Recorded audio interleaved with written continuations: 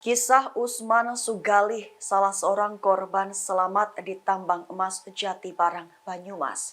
Dikutip dari tribunnews.bogor.com pada 4 Agustus, bak menjadi saksi bisu dengan tewasnya penambang di tambang emas Banyumas.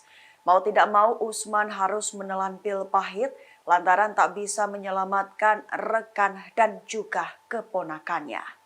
Dikatakannya pada wartawan pada 2 Agustus, ia dan rekan-rekan sebenarnya sempat turun untuk menolong.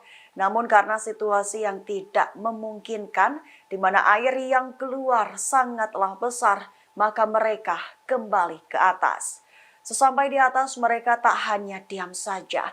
Usman dan rekan lainnya mengungkap jika sempat menyiapkan alat namun apalah daya tangan tak mampu.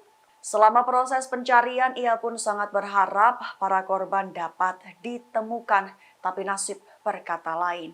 Janganlah ditemukan dalam kondisi selamat, jasad korban tak ada satupun yang berhasil dievakuasi karena tingginya volume air di dalam tanah.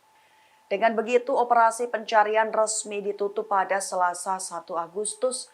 Ia dan para keluarga korban lainnya mengaku sudah menerima semua kenyataan pahit dengan lapang dada.